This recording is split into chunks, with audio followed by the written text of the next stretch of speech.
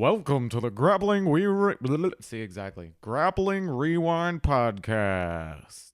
Welcome to this week on the Grappling Rewind Podcast. On this week's show, we are going to recap both of the ADCC South American trials that took place last weekend, as well as this weekend that just finished a couple of hours ago. As always on the show, I'm your host, Maine, joined by the co-host, Corey. How you doing, Corey? Great, brother. Good to have you in. We were going to just cover, so this is how we plan the show. We were just going to cover the first trials this week's show, and then Corey and I were looking through results, recapping, going through, and we went, the other trials just ended like a couple of hours ago. Do you just want to basically push the pre-show into like a 3-hour pre-show, hang out, watch all the matches, take a bunch of notes, and then just recap both of the trials? Because we have IBJJF Pans next week. Right. And instead of trying to do the second trials and then Pans next week, we figure let's do both trials because honestly, there's some matches that are less than exciting. We have two submissions across two different trials, so across like 18 or 16 or 18 matches. So bear with us. So there's two submissions. Again, a lot to cover, but we figured it was better to just make this a big ADCC trial show. You know that, again, regardless of submissions, I absolutely love the ADCC trial system. So I'm pretty jazzed to talk about it, even if some of the matches weren't the most exciting. There were some very good matches. There were some fun upsets. There were some fun moments in the trials. So we're just going to cover basically both South American trials, which functionally pretty much is the Brazilian trials. Yes. We go if during the show today we call it the Brazilian trials or Brazil trials or something, we mean South American trials. If you don't know, I'm going to give you a primer. We're not going to talk about news this week. More bad stuff came out from other gyms. Yeah. Look it up. Same. Look it up. I see a trend happening here. Yeah. See your pattern. It's not regardless. What was I saying? Oh, yeah. So if you're not familiar with trials, let me give you the trials primer because I like to do it before every show because I love ADCC trials for what it does for athletes that may not have an opportunity to get into like other big pro events. I love feeders and trials. Polaris does trials. Kasai has done trials. And ADCC historically has done trials. This will take about a minute and a half. ADCC runs in a 2-year cycle. It was for many years and is the most prestigious no-gi tournament in the world. It was for many, many years the only professional paid or high-paying submission grappling tournament that existed at any regular basis for many, many years. ADCC is very prestigious. And to get into ADCC, the great thing about it is anyone can get in.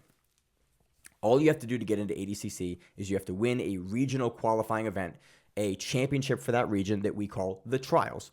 Realistically, in North America and South America, or North America and in Europe, because ADCC runs on a 2-year cycle, there is one trials per year that is, in the purpose of North America, the North American Championship for that year also earns you a slot if you win your division into the World Championships. At the World Championships from 2 years ago, you will have champions at all of the current divisions. For men, that's 66 kilos, 77 kilos, 88 kilos, under 99 kilos, and over 99 kilos. For the ladies, that is under 55 kilos, under 65 kilos, and over 65 kilos. So the previous medalists and fourth place that won those medals in the previous iteration of the World Championships 2 years ago get invites into their divisions. Okay? The other, for men, 12 other slots. 12 other slots, correct. Are filled out by either invitations.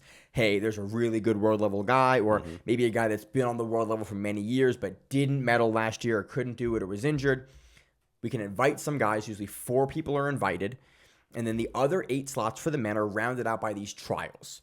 There are 2 trials per region, typically happening 1 year apart from each other. The South American trials are very different because the South American trials, they run in 2 different cities, 1 weekend apart. So back to back. Because ADCC flies all of the staff typically from Europe to referee and judge and run these events, it is easier to do it in one jump. They do it in 2 different cities. This year, they were held in São Paulo, and in a city whose name I'm going to completely butcher. Corey, do you want to take the name of that? Indaiatuba. So they happen in 2 different regions in Brazil, which is typically the region that always hosts the South American trials because it is you have the strongest contingent of grapplers from those regions. They run back-to-back, weekend to weekend.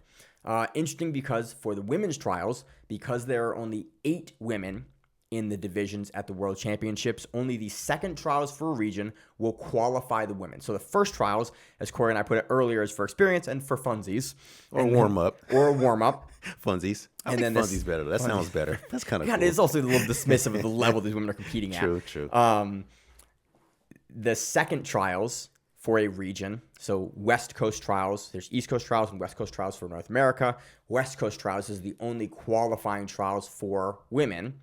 The second South American trials, the Indaiatuba trials, which is what did we say? Indaiatuba trials for the women this year is going to be the only qualifying trials for the women. So we are going to talk about 3 women's matches that happened at São Paulo trials.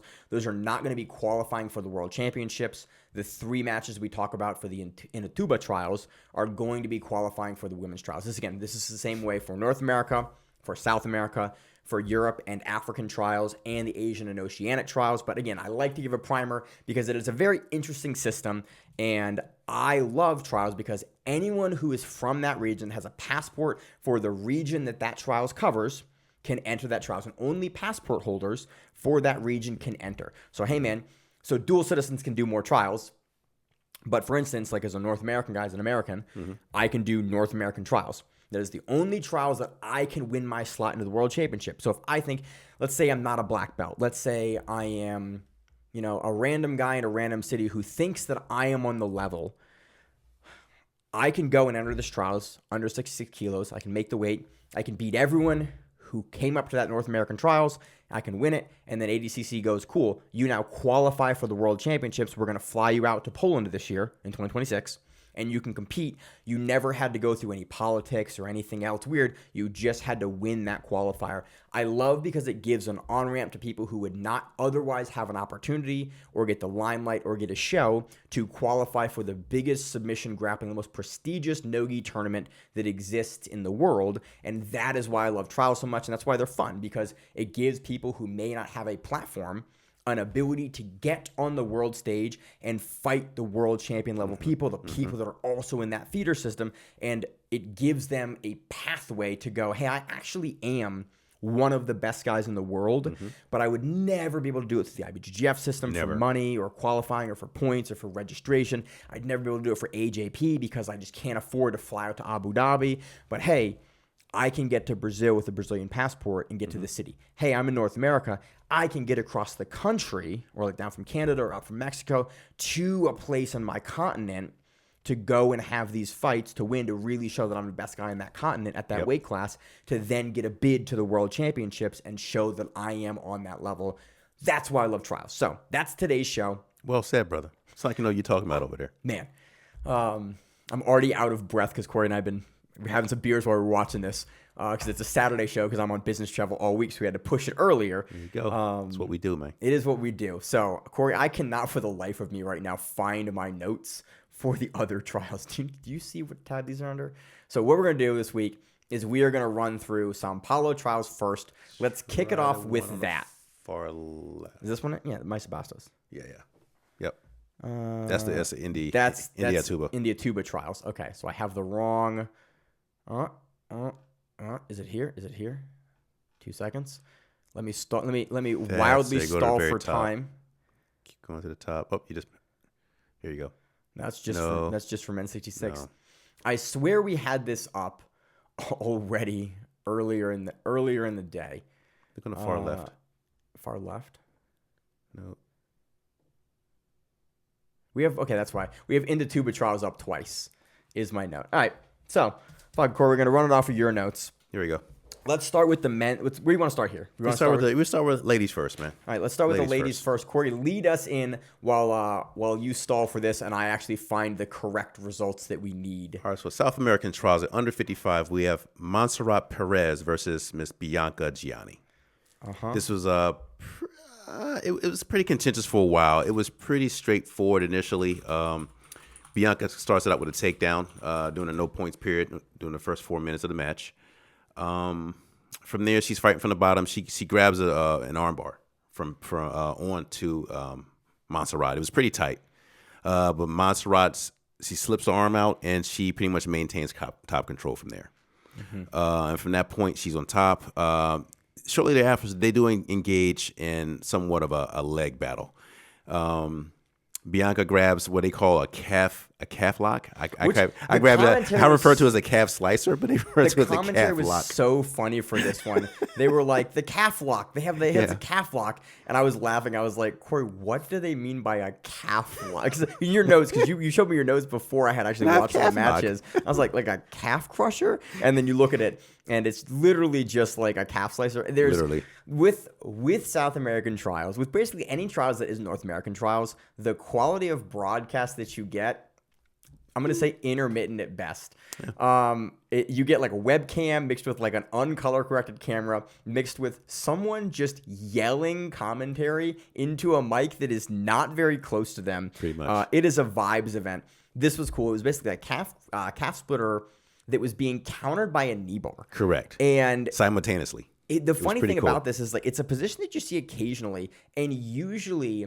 whenever someone is going for the knee bar, based on the angle that they have, like you're out of the calf crusher, you're out of the calf splitter at that point. But how they were positioned here, it was the knee bar wasn't actually out far enough, and the position of the hips was actually still low enough where they were kind of both in play at the same time. And her knees weren't tight at all. It was kind of... It was very interesting. It was not a position that we see very often, where you have like a calf splitter in play while a knee bar is in play. It's like you can do it, you see it, but it's like it is funny to see it at the level of trials, to see this happen. And it was wild to see. The crowd was going. Yeah, the crowd went crazy. It was pretty probably wild. One of the most exciting sequences of that. Yes, it was. Match ends. Montserrat wins in overtime. She gets a takedown. Yeah, and that's pretty much the match. Yep. There's a lot of the trials here that end with like either a decision or an overtime takedown or points.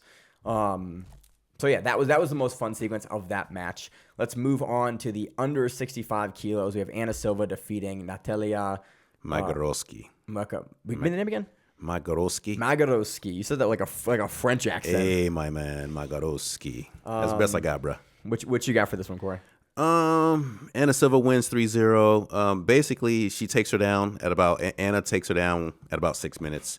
She maintains top pressure. Passes her guard. And then she passed her guard again at around 3 minutes left, gets her points. And there was an earlier, the initial takedown and the initial guard pass happened before the points period. Yes. But I was really impressed with Anna Silva's, like the first pass that Anna Silva hits here is really, really, it's a really, really nice, like, not flop pass, but like, I'm blanking on the name right now. The pass that you do when you basically high step and hop, they would do a big back step pass over her guard. But the way that she did it, usually in nogi, is you're gonna get most of the way through and then have to kind of shimmy over. She completely arcs her leg up high enough. One motion cleanly over the hip line. Yeah. And I was like, ooh, it was pretty dynamic too. It was a dynamic movement. I was like, that was a really impressive backstep pass. The one she actually scores later in the scoring points. Again, ADCC and finals matches, two things that are a little different. Matches are 8 minutes. Typically in trials in the earlier divisions, they are 6 minutes. 3 minutes. The first 3 minutes of the match have no points. Correct. The second 3 minutes of the match have points. Correct. In the finals, first four have 0 points. Four have 0 points, but also the one big difference in the finals, and this will come up, is if you pull guard, you get a negative. And it's not a penalty. It is a -1 point. And because there's not a single software on the planet that understands how to do this, it's always listed as a penalty, but it is a -1 point actually. It comes up occasionally later, but it's just an interesting piece so that when you talk about a takedown or a pass or some scoring thing would happen, if it happens earlier in the match, in the first half of the match, it is going to be non-scoring. Which is it's a flavor ADCC. I really like it. Some people find it very, very confusing. I like, because again, it gives people with different strategies and different styles opportunities to play the game in a variety of ways. Hey, you're not a points guy. You have the first half of the match to win it via sub. There you go. If you're a points guy, hey man, you gotta weather the storm. And then do what you need to do points wise. And if you're a guard player, pull guard if you want to, but just realize you got a negative point and you got to fight. If you're in the finals, you got a negative. There you go. Or what you're supposed to do is you shoot, you drive for 3 seconds. Oh my! And then you pull off of it. There you go. And then there's no negative point. Again, it still boggles my. I'll talk about it in a minute here. It still boggles my mind. We have people getting the negative in trials and losing on that negative because they just pull straight up. It's just at this level, it's surprising we're still seeing that error here. So, Anasoa takes us be a pass. Very, very impressive with her top position. And there's work. a lot of hair redoing in this one. It was a lot of downtime. That was the one that got me. That I'm gets like, you and Miranda both get on that. It is like one of those things where, hey, man, it's part of it. Happens. It's like, dude, and it happened like 2 or 3 times. But you it's have like, super long hair too, so you kind of get it. Yeah, I get it. It hurts to get pulled, so I make sure I secure it. But this one here, they had literally 2 or 3 stoppages in time just to redo the hair, and I mean, come on, man, come on. So anything else on this one? No. Next one at plus 65, we had Ingrid Alves defeating Maria Cardosa via points here. What was the actual? 6-0. She beat her 6-0. Yeah. Ingrid Alves looked very good here. She is in, I think, both. Yeah, she's in both in the India trials and in the South American trials, which is Brazilian really, trials. Both, yeah. It's interesting when this happens. We have someone that's in like trials back to back on back to back weekends, and it's funny now I can't actually find the other section of results here. Here we go. There you go. Now they're both next to each other, so when we switch to the next one, I can find it. Yeah, in the finals of both of them, she wins the first one. Spoiler: she loses the actual qualifying trials. Correct. So unfortunate. So another reason Corey and I talked about on the pre-show that especially women or really anyone would do both trials is because if you have a strong performance at a qualifying event for any ADCC recognizes that and goes, cool, somebody drops out close to the event, you will be a fill-in or you will be on the short list to replace that person. And that makes sense. Once you explained it, it made sense. Yeah, it's like, hey, man, I have 2 silvers at trials. Hey, I have a silver and a gold, but for women, maybe it wasn't the qualifying trials. Okay, you're obviously on the level. You're a very strong competitor. Yep. You've shown an interest and you've shown a commitment to competing in the ADCC rule set because you did a trials that wasn't even a qualifying trials. Okay, you're gonna you're on the short list to get that invite in. So that's again a lot of times my understanding at least. And I should probably actually talk to some of the women. A lot of times they do it for the experience, for just like getting the experience, getting the understanding. Because again, ADCC before the opens, there was not a lot of opportunities to compete within the rule set, and so you just once every 2 years.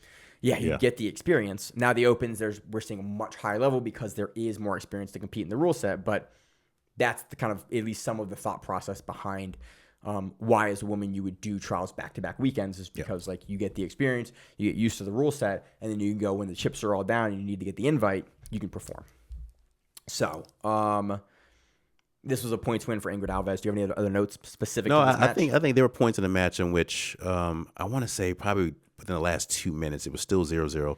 Yeah. She passes her guard. She gets to mount with a head-arm triangle. And then from there, she cooks for a little bit. I think she finally gets out. She gets out, and then she gets back to the arm triangle and then actually gets to the back. And that she gets the last 3 points. So it was 6-0. It was basically I hate to say it, but a mauling from the top. It was top pressure. It wasn't exciting. It wasn't exciting. Wasn't sexy, but it was a dominant performance. Yeah, which is what you want to see. It's what you want to see. So let's move on. Do you want to go to the under 66 or plus 99? Where do you want to start here for the men's division for the São Paulo trials?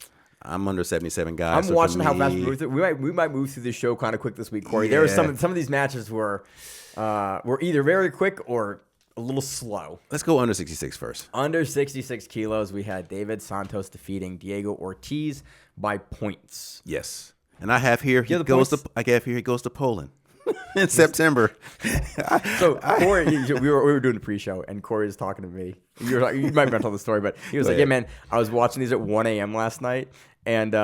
He goes, commentary was talking about them going to Poland. And I was like, man, they got to qualify twice. And you made me laugh so hard. I had a moment, bro. Be cool, because you've been watching jiu-jitsu for a while now. Yeah. For many years. Yeah. But did you ever see an ADCC that was not broadcast in America? Nope. When you were watching? Yeah. Nope. So it's really funny. Like, this will be the first ADCC that you've watched, because the previous one would have been in 2017. Yeah.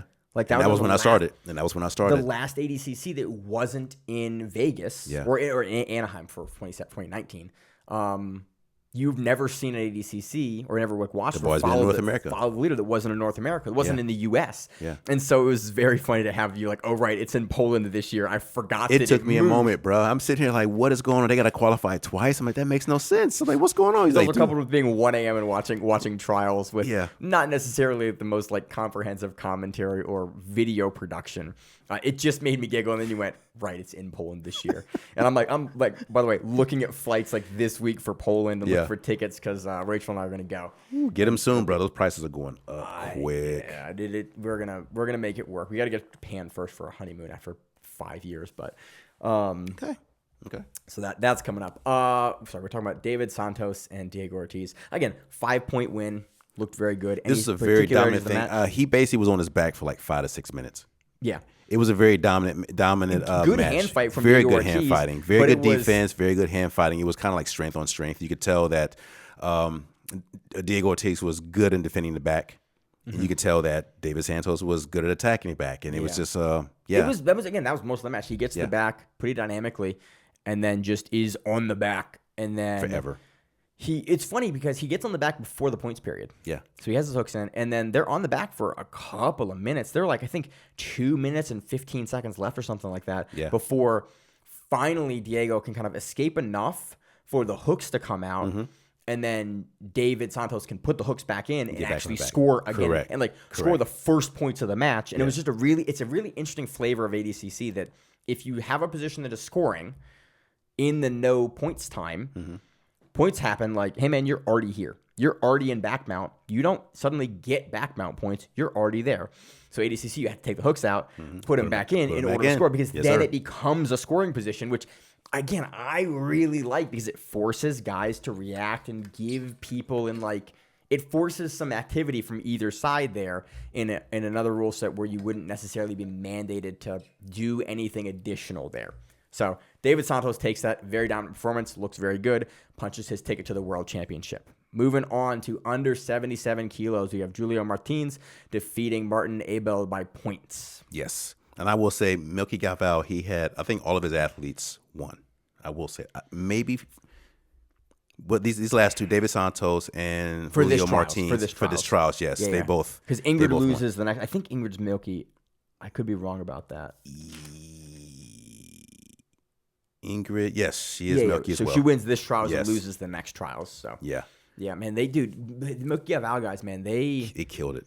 Yeah, killed it this time. The first trials especially did very well. Second trials they had a couple of guys that lost, or a guy and a woman that lost, but to field that many athletes to make it to the finals, that's impressive. Very, very impressive. And again, I haven't had a full chance to read through a lot of the other names in the trials. What's in the water in Manaus, man? What's in the water there? Yeah, they're good. Acai, what's going on? Acai and Jesus.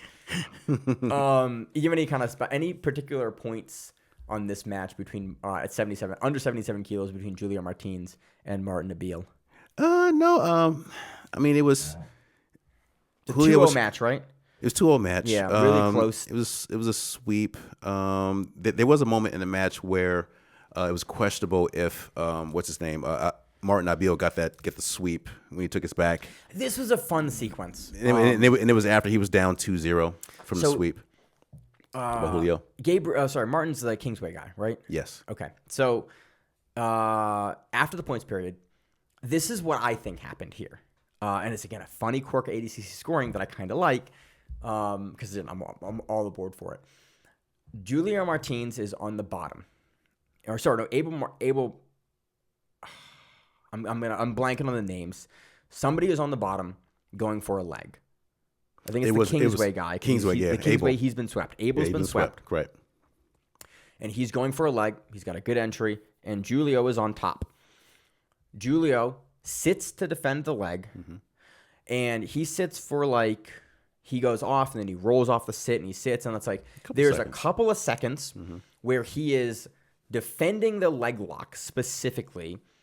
And you could argue that he is no longer the top player. ADCC is not like IBJJF.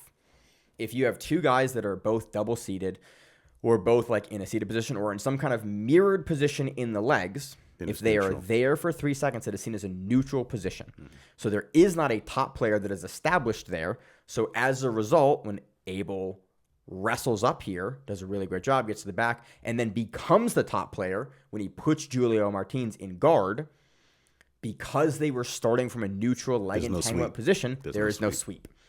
And you can make an argument because it was on the feet for 2 seconds. There's like 3 different ways that you could see the sequence. The way that I saw the sequence is that they were starting from a neutral position. So once you get the top, there's no. It doesn't matter who's on top because there is no top to be taken. That makes sense. You can just be on top now, and that's just a factor of like, cool, you were in neutral, Correct. and now you're on top. Again, I could have seen this wrong. There are like 3 different ways, depending on how you look at this, that you could have called this sequence. Only one of them is scoring, and even then, it's a little maybe. But when I saw this thing 1 o'clock in the morning last night, I'm like, whoa, what's going on? They cheated him. And I went back and watched it going, maybe the judges are right. Maybe they know what they're doing. You can see Carlos Diaz, and Carlos is actually one of the guys that that is a very, very experienced ADCC referee. Whenever I have questions, I've gone to Carlos. Carlos has been kind enough to actually come onto the show before when I interviewed Carlos and like talk about ADCC rules. Very knowledgeable, and you see him talking to Mo, who was the former runner and is the runner for North American trials and South American trials, and was the event coordinator for ADCC for 6 years, the longest tenure of any event coordinator for ADCC. Talking to Mo. And if Carlos isn't going to call the points there, then I'm going to go, yep, probably. Like, there are few guys that have a understanding of the rules like Carlos does. And so if he was the guy judging it, for me, at least in my eyes, like, I'm highly doubtful that in a trials finals when there are 5 different mat judges there that are really experienced, they would have made a mistake in that moment. Right. So that's that match.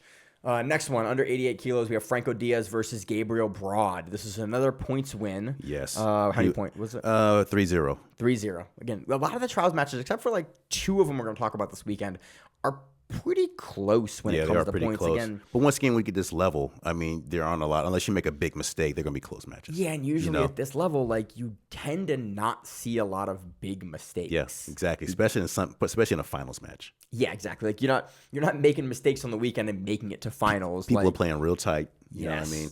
These are the best guys in the region, man. Best guys in like all of South America have come here to earn their slot for ADCC. So, agree. What notes you got on this one, Corey?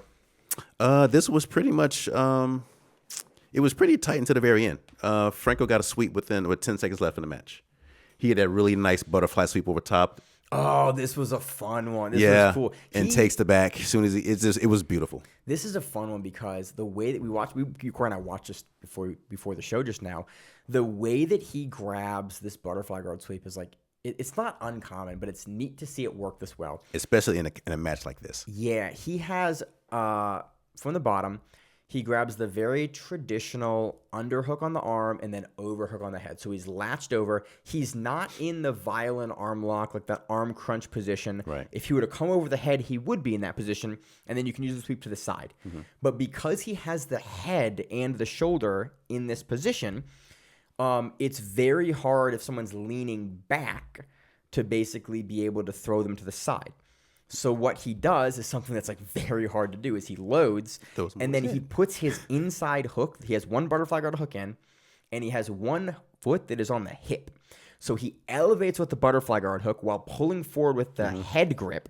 And then he puts his other foot inside of the hip and pushes up straight over like an overhead sweep, like a balloon sweep almost, and then ends up on top. To Broad's credit, Broad goes, cool, I'm getting swept. I'm going to end up mounted here. Immediately goes to turtle, and then at the same time, Diaz goes, cool, I expect you to go turtle, punches hooks in, gets his points, and finishes. It was like such a beautiful sequence. They're just like very straightforward, like fundamental jiu-jitsu done at this level of like, I can show any of my guys in my white belts or blue belts this sequence and be like, yeah, see, he just like, he moves the leg here, he lifts up. Like, it's a very understandable sequence. And then Broad's response of, he goes to turtle, because if you go to turtle, there's not going to be a point score there because you're not chest to chest anymore. Correct. So you're not in a guard, so there's no score. Him to go to turtle, and then him to punch the hooks in. Like, it's a very, very nice scoring sequence where it's cool to see Franco Diaz like take this on that, like on like a really nice collection of like technique. Yeah, and it happened the last 10 seconds of the match, and for him to win the match off this is and it was 0-0 at that point. You had to go to overtime or to decision. So who knows what would happen then? But it's like it was cool. Next, Matt, cool. Is that so? Anything else on this one? No. It was a great sequence. Next one, we have Eli Barrage versus Felipe Trovo. Trovo pulls guard and loses because he pulls his guard. This is under 99 kilos. It's Braz not being able to pass and Trovo not being able to sub or sweep from guard. Yeah, pretty much, yeah. And it was pretty much off that negative point from almost day one that Braz he pulls like 15 or 12 seconds in or something. Yeah, he just double hand grips. Trovo sits down, and it was Braz on the top from there. Yeah, that was it. Again, it's kind of like the Taylor Pearman thing. Pearman did a lot more in his match and was like much more successful and was unable to get the score back in the European trials match where he loses by the same thing. It is just so surprising to me in every single trials to have an athlete at this level in the finals lose via guard pull -1 in the finals. It is just such. Maybe that was part of his. I don't know. Maybe part of what he was trying to do. To lose by 1 in the just finals. Pull guard. Just pull guard initially and try to work from there. Yeah, maybe that's part of his game plan. I get it, but it is frustrating to see an error like that at this level. Yeah, when people win by small margins at the end of this creative. If you give a guy a point, a lot of times, like, again, Braz takes this because, like, he's winning the entire match, and he's like, if I don't let Trovo sweep me, I don't have to pass anymore. I just have to play good jiu-jitsu on top, keep looking to pass, but not overcommit enough to get swept or to get subbed. Like, well, I'm thinking this is part of his thing, part of his plan. Trovo's an amazing guard player. Trovo was him and Trovo and Braz had met ADCC South American trials in 24.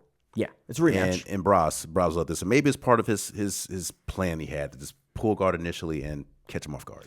I don't know. It can work, but it's you got a deep hole to dig yourself out of because you're basically down 1-0. You are, but that's the thing. That's like you're down -1 technically to 0, and you're just going to lose on the negative. I talk about it because it is very frustrating to see guys willingly give that point away so early in a match, unprompted, and then just not be able to dig the hole out because they don't want to wrestle. Or they don't want to even take that shot, drive. They don't want to, like, there's an easy pathway to not give those points up. Sure. It's take a shot. And again, to Braz's credit, Braz has a very good front choke, front headlock here. But it's like there are other takedowns or sequences that you can try for and then fail into guard. Like Maisa Bastos, we'll talk about it in the next trials. Yes. Gets hit with a slide by and then drops and then looks and goes, hey, man, that counts as a takedown. Gordon did it versus Galvao in their match. He like gives this leg up, gets Galvao to take him down. I'm like, cool. There's no point. There it is. Take it. There are avenues to go to the ground without losing that -1. Sure. It's just frustrating to see a guy at Trovo's level. Maybe he had a mental lapse. Maybe he just kind of didn't realize. 12 seconds into the match, though, like it's interesting, and I do want to call it out because it is something we see more, and we see almost every trials. One of the finals matches is decided by somebody pulling guard, giving away the point, and losing as a result. So, and that was basically it. That was the match. That was the match. It was not a super exciting match. Next, let's move on to plus 99 kilos. Roosevelt Souza, my man, getting it done. The only submission of trials over Pedro Alex. Spoiler: dog bar. This was it was pretty cool. It was just, again, Roosevelt Souza hits a great takedown, and then he is in Pedro Alex's half guard, and then the camera's in a beautiful place to see it. Yeah. You can see him like slide his leg under the calf and then like hip to the side and not even aggressive, like in a position that potentially Pedro Alex can recover and then either force back into the guard or just allow the pass to happen. And then Roosevelt Souza catches it and then just is able to finish the dog bar like very, very quickly. Commentary mentioned it might have been a rib. Yeah, because apparently Pedro Alex hurt himself in the semis, potential rib injury. But I watched this a couple of times, and I don't think it had anything to do with his rib. He got it looked like a dog bar to me. Legit dog bar. Souza has a good dog bar. Yeah. You don't see it super often, but we see it enough where I'm like... You don't want that big man on your knee. No. Nope. Again, tap. Very impressive. And they're both big men. Yeah, so, man. Plus 99. Yeah. You're big dudes. So we talked about the ladies, correct? Yeah, we talked about the ladies. Told everyone this is the last match, and now because of this, Pedro Alex and Souza's up 3-1 versus Pedro Alex. And the one that he had, you told me, was a DQ win at Abu Dhabi Grand Slam back in 21 as a DQ. I don't know what happened there. But. Yeah, I don't remember the result of it, but it is interesting that there's a DQ here that is the one win for Pedro Alex. But you can tell they were familiar because they talked after the match, and this one here they talked. I'm like, wow, they really know each other. So I went back and like, oh, they have a history. They have a history, man. Again, guys, all sports as I've like learned more about sports in my adulthood here, it is very funny that you realize like, oh, yeah, a lot of these guys are at the same events for years and years and years and like have a bunch of matches, even like locally. When I was competing more, it's like you'd run into the same guys, different tournaments. Like, hey man, I've competed against this guy. Like, I've dropped in with this guy. Like, I've trained. Like, it's like, hey man, how the kids? How the kids? How's the wife? Hey, what's going on? At any level of sport, like you run into guys at your level over the course of your career multiple times, and we do a small sport here in jiu-jitsu, so it's, again, very funny, like the history over the years between guys. So that does it for the Sao Paulo trials. It was the better of the two trials. Yes. With that, I put the cart before the horse here. Let's talk about anything else on the São Paulo trials. No, it was interesting. It was entertaining. Only one submission, but there was still some other good matches in there. Yeah. Let's talk about other trials with one submission.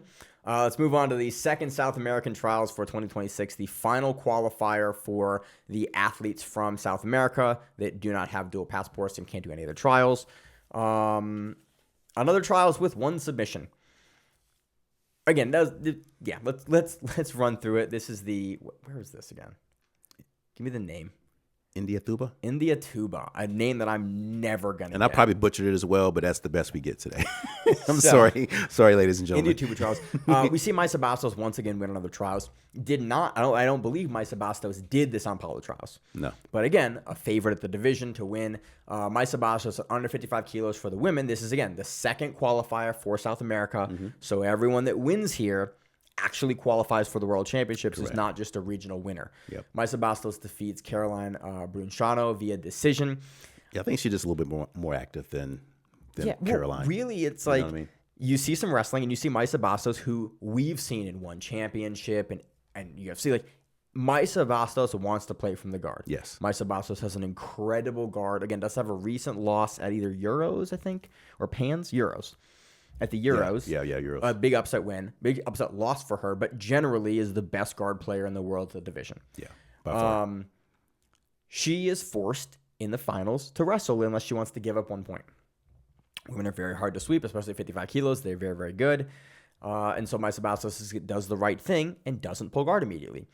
Caroline goes to like arm drag her and kind of off balances her. And basically Maisa off that goes, and flips and kind of like uses that to her as a takedown entry for Caroline to go down to the mat and start playing guard. And you see Caroline look and go hey, and then look at the ref like, are we going to count that or not? And the ref goes like, yep, that was a takedown attempt.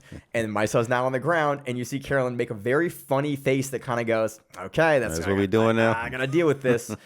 And then Maisa Bastos, generally, like, again, it's a very close match. Bastos is just, especially the last minute and a half of the match, is just very, very active, looking for the legs, looking for the back, just entering into the legs and keep activity. Attack. Yeah. And that's what it was, that last 45 seconds. Yes, and Carolyn is not ever really in a good place to pass. Yeah. And so the activity for Bastos, just like being the one initiating, and initiation in ADCC is one of the big scoring criteria for it's like, I don't really care who finishes the sequence. I care who made the sequence happen. You are getting credit for that. Bastos is the one that is initiating those sequences because there is no score. Yep. She wins. What I think here is a pretty clean decision, an even decision here. I have nothing else on that. It's Maisa Bastos. We have plenty of tape of us talking about Bastos. You can go back and watch Bastos. Very good inverted guard, very good entries here. Again, I would like to see Bastos work more at this pace more often, because I think a lot of time Bastos can be very defensively minded. So I was really happy to see her in the last like minute and 20 of this match really start to like put Caroline in some danger and really force some like defensive reactions from Caroline. I think if she does this at the World Championships, she might go further than she historically has. Okay. Again, she's a little undersized even for 55 kilos. Yeah, she's small. But again, I do like that now she doesn't have to be at like under 66 kilos. She's at a more appropriate weight class. Correct. So I'm very, very curious to see her versus Adele. Moving on to the under 65 kilo division, we have Livia Baransain versus Victoria Vieira. Livia takes us on points. Yeah. This was basically the Uchimata match. Yeah. Two Uchimatas. One, the first sequence I think was honestly more fun. That was actually in the no point section of the match.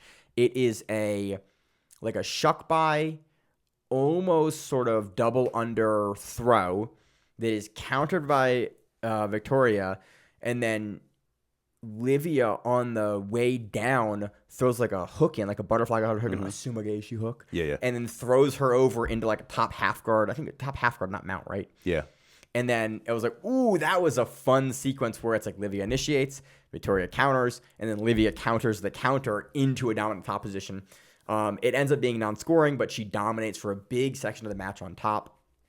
Then in the overtime section of the match, still on the feet, essentially the same sequence happens, but Livia is able to avoid the initial counter and actually just hit the Uchimata kind of straight up. The center hook comes in with the leg, the throw happens, and then they get to the mat. And it is very much the exact same formula for the match where she's dominating on top, she's working towards the back, she's working towards the mount, but she gets the 2 points for the takedown, and that is all she needs. That's all she needed. Just 2 points, right? I don't think there's more points than that. No, just 2. Yeah, so that was it. Again, it was fun. It was very, very...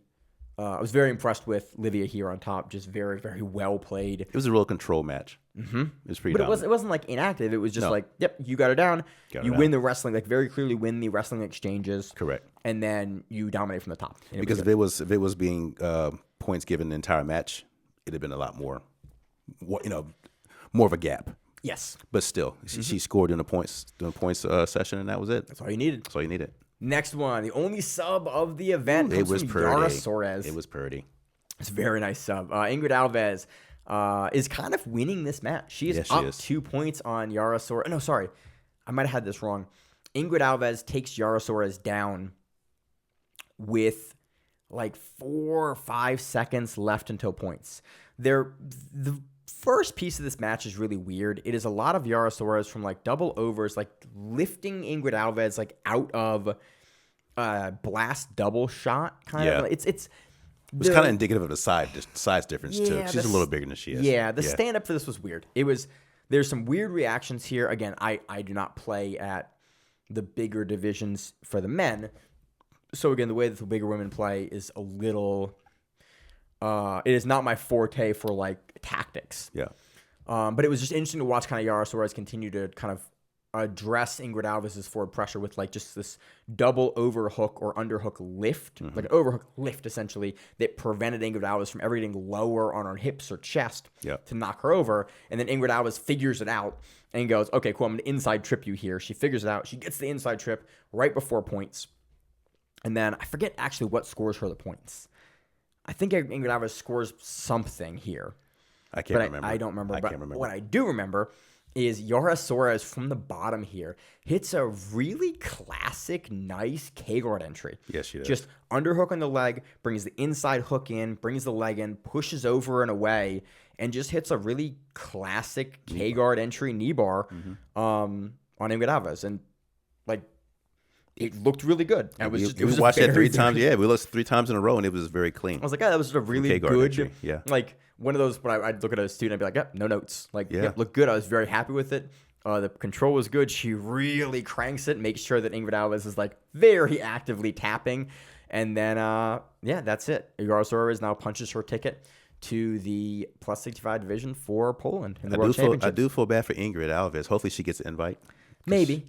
I hope you got to win trials, man. You got to win. You got to win the one that counts. I mean, she did so well doing the the South American trials in Brazil. Yeah, the first one. São Paulo trials. It's like, man, she's so close to this, so close. Yeah, but it's always tough for the women's divisions being only 8.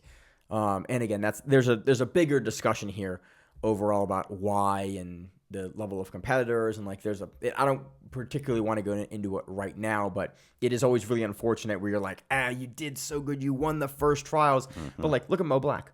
Mo Black's won 2 East Coast trials and then hasn't won West Coast trials. Yeah, and you're like, man, you're so close, but again, the second trials is the one that matters, is the qualifier. That's the one you got to win. So yeah, if Ingrid Alves gets an invite here, would not be upset whatsoever for that division. She's definitely on the level. She just kind of just missed it. She just missed it. But again, I'm excited to see Yara Soares in plus 65. I think she'll throw a wrench into some people's game in a way that I will be excited for. Yeah, I'm for the smoke, man. Mm-hmm. Do you want to look at under 66 for the men or plus 99? Which end do you want to start on here?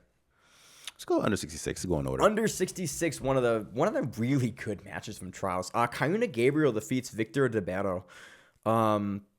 Dude, Cayuna Gabriel is really good. Go back and watch. If you're not familiar with him, go back and watch his run at Worlds last year.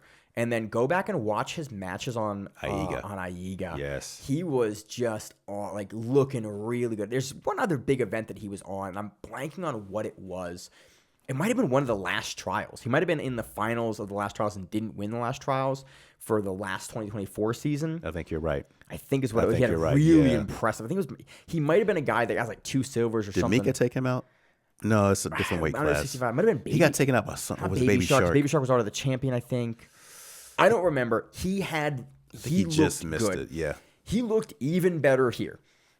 Just entry after entry into the legs, just consistently putting Victor on the defensive, consistently just like looking for the sweep. The sweep that he actually gets, the 2-point win, so it's a close margin win, is essentially from like the deepest X guard you can do. It's a really, really low X guard sweep where basically Cayuna Gabriel, they are pelvis to pelvis. And Cayuna Gabriel has the overhand grip on the leg. He passes it up to the leg. Yes. He passes it over the head. And then because Victor is so low on him, almost chest to chest. Almost with a body lock grip. Both hands are occupied. And he has his far leg tied up. Because he's like based out on it. He's based out, and his foot's on his left shoulder, and he just basically rolls him. He just tilt sweeps him essentially over from this. But it's like it looks like it is an X guard grip, kind of almost from like a deep half position, but almost in the position that you do like that waiter guard sweep the same way. Yeah, it's like a really like it just. There's probably a specific name for this sweep, but it's basically like a deep X guard sweep over, and you do it like you're going to do the back take for the X guard when you pass them to the backside. It was just a really clean sequence of just like you see Victor kind of just like mechanically you have nothing to stay. You have no kickstand. You have nothing. Everything is occupied. You can do to stop this. Yeah. Gabriel takes him over. He comes up to top position. He gets the 2 points, and that's the win. And then his whole team floods the mat at the end, which was kind of cool to see. I like when it's the whole team. I don't like when it's what Athos does and it's with AOJ does and just the kids. Yeah, right. That always feels weird to me. I like when it's the whole team. So it was cool to see the whole team come out there. It was because he was the final match of this entire event. Yep. So again, it was cool to see him get the win. I am super jazzed to see him versus Baby Shark in the second round of ADCC. Good. That's gonna be fire. They're the same team, hot like fire. I'm really excited to see how that match plays out. And I do love it how they make them meet up on the same side of the bracket. Yes, you're not gonna be in the finals. It's like I think nowadays, you wouldn't have a problem in the finals, but I like that it's not a question. Yeah, I like that we just like, hey man, you're a teammate, you've trained in the same room. You got to fight early, and we're going to see you fight. So there you go. No closeouts. Yep. Next, let's move on to 77 kilos. We have Alexander De Jesus defeating Guillermo Souza via points. 10-0. I think he just really. Yeah, this is the biggest gap of any match of trials.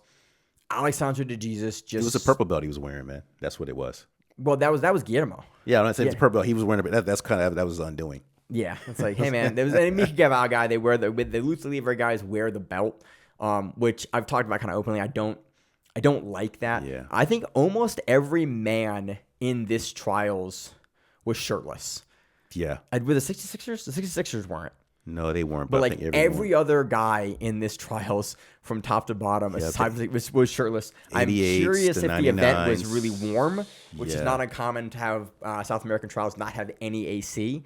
Even the spectators, they were sweating. Everyone ever had on their short sleeve shirts. It looked like a warm event, and it historically is known to be a warm event.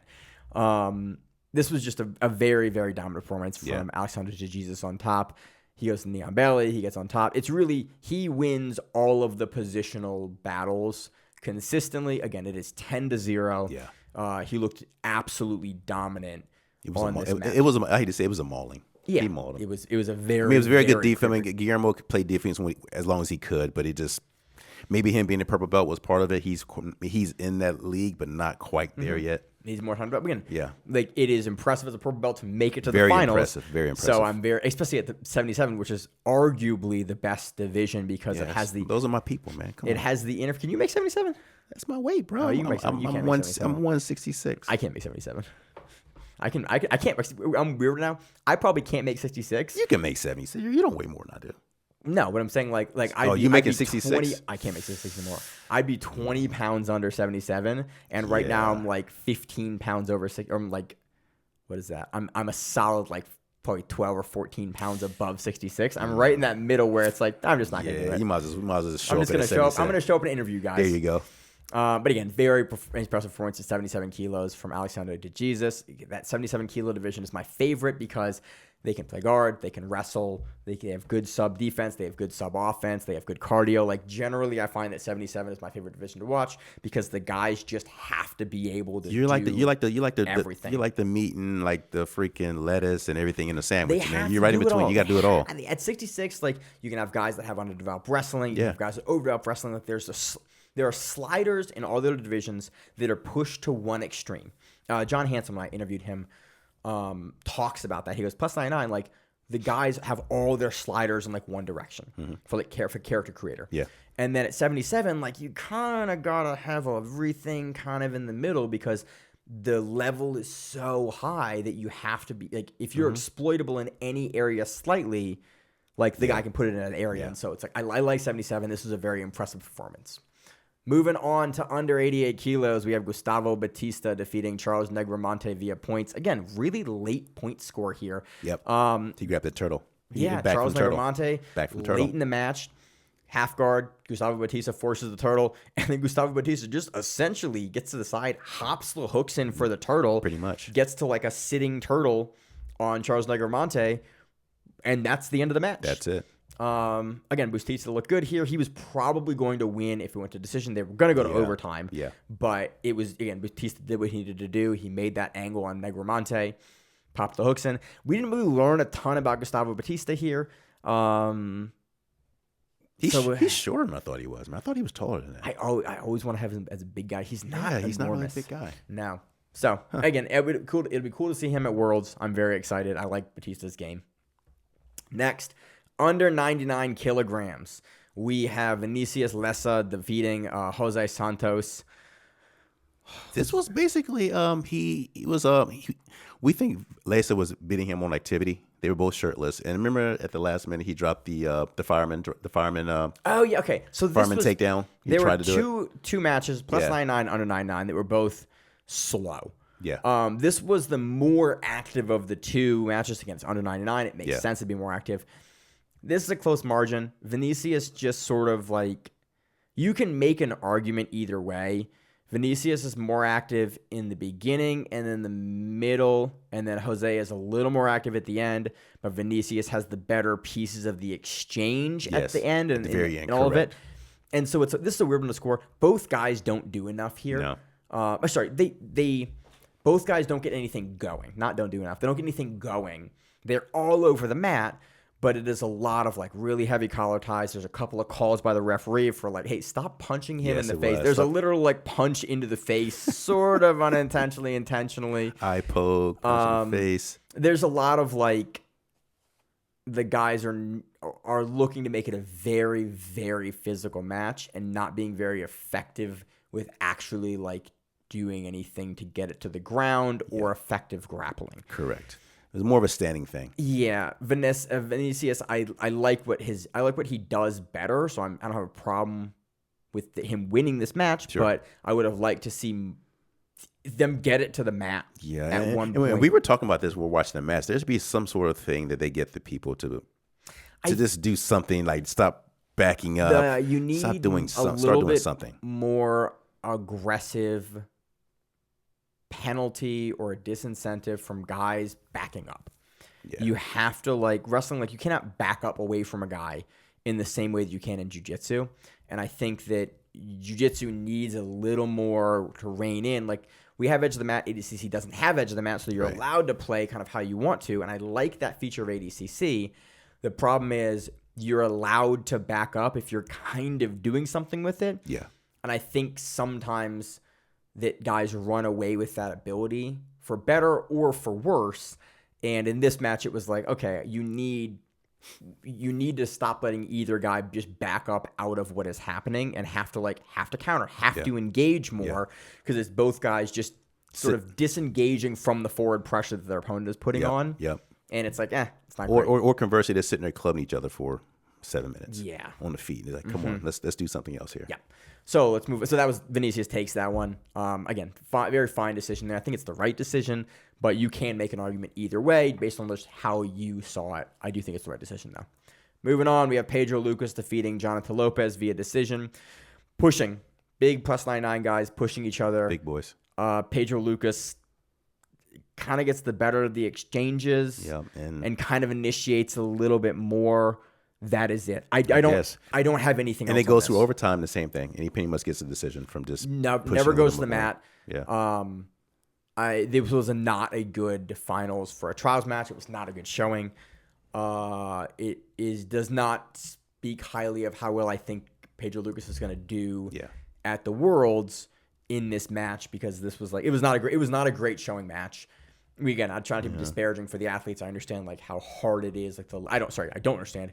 I've never been in this situation for this level of competition, but we've watched it for many, many years, and we've commentated on it and observed and done sports kind of analysis of it. Yeah.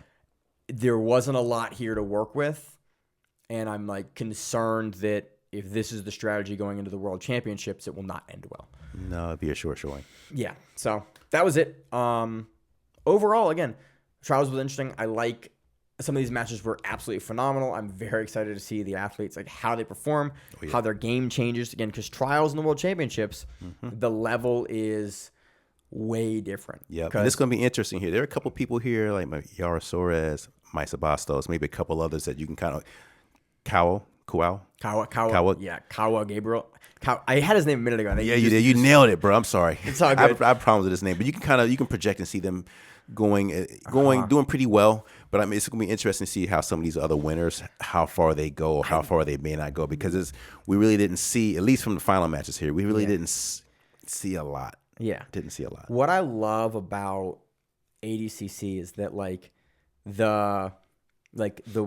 in quotes here, the worst, the best guy on the day for some of these trials is the worst guy in that tournament. You're dude, the guy that won this whole tournament is the 16th seed. Right. And you're that is crazy. And that puts in perspective, the level that ADCC brings guys to. And guys talk about it the first time at ADCC, the first time at their World Championships is oh man, everyone's really, really good. And you're in a tournament that is just the best guys or women in the world that have either won or been hand selected to be in this tournament. And there's been you hear guys talk about their first time at ADCC and them talking about the level. It's always very interesting. And some guys can hang and immediately go out there and win the whole thing and are the best in the world. Guys like Bodoni. Yep. But other times it is a stark reminder of oh yeah, there are levels to this game and this is the highest level. So again, I'm always really interested to see how guys with a couple of months reinvent their games, prepare for ADCC if what you see at trials is necessarily what you see at the World Championships, and that is not always the case. Correct. What it takes to win trials is not necessarily what it takes to win at the World Championships, and sometimes that can be a different strategy. Oh, of course. Whole different pool of people you're dealing with. Always exciting. So that's all I got for this, Corey. Do you have anything else going on? Now that makes me ask a question. So being that we see a lot of people signed to UFC, BJJ, to ONE, to all these other promotions, I wonder what this ADCC is going to look like. I think it's going to look good, personally. It's going to look good. You're going to have enough big names. You're just going to have kind of the same problem we've always had occasionally. It's if that guy was here, if this guy were here. I think it's going to be a little more, but generally it's if those guys aren't, and how I've made my peace with it is if those guys or women aren't competing in open tournaments, then they're just not, I'm not going to what if. Hey man, if this guy's this guy's over in ONE, or this guy's in Strikeforce, or this guy's in Bellator, or this guy's in PFL or ONE, it's how good is Justin Gaethje when he was in the World Series of Fighting? You're he's pretty good. Yeah. He probably is a contender. Yeah. But he's not there right now, so it's it's an X factor. But I'm not really going to consider him in the division until he's a guy in that division. So that's how I made my peace with it. It's hey, I told the brothers, could they go and win, and win ADCC? Very possibly. But also, if they're not there, it's I don't want Tackett's. Could they go and win ADC? Could Tackett go and win 77? Very possibly. Yeah. But if he's not there, then he's not a factor. He's I'm looking for who's the best guy in the tournament. Yeah. And they may or may not be the best guy in the world, but now that there's so many other professional events, I'm less you just can't ask that question in the same way you could 10 years ago. Yeah, it's a different thing. It's nowadays. like, hey, who's the best guy at ADCC? Sure.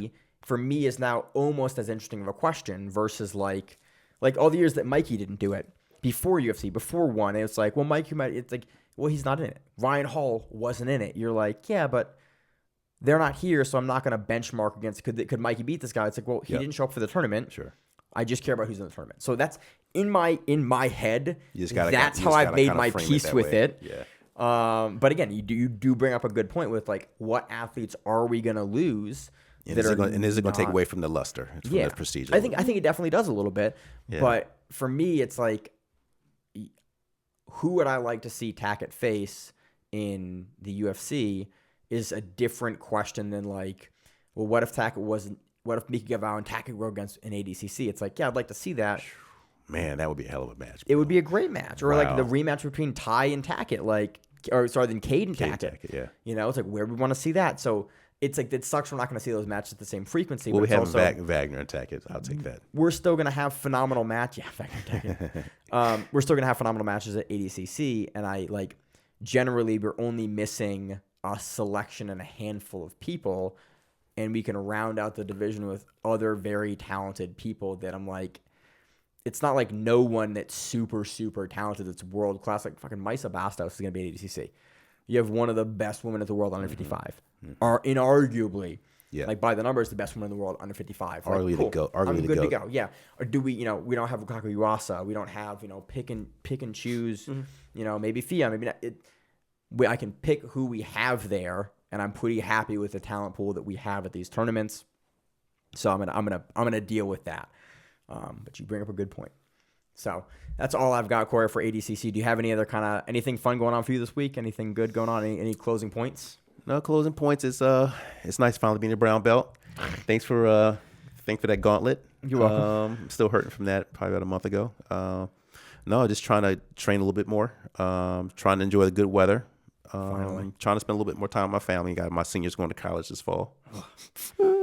But trying to just be the best version of myself I can be. Phenomenal. And try to enjoy life a little bit more. Yeah, we're on break at Hopkins, so the club is not meeting this week, and then we're going to come back, and then we're right on to scrimmages and promotions. We had some guys competing this last weekend, so it's been fun. I'm really enjoying training recently, and so it's been again awesome. We're ramping up for ADCC season. Now we're looking for flights, looking for tickets, and it's like I'm getting that jazz of it's another cycle we're going again. I love that this many years of doing the show. Poland's a hell of a flight. Being man. How many hours is that? I don't know. I don't even know. I'm going to Japan. We're going to Japan in May. We're going to Poland. We're going to Iceland. We're doing a lot of travel recently or coming up. I'm not looking. Must be nice, man. Then we're gonna have kids, and then it's gonna be.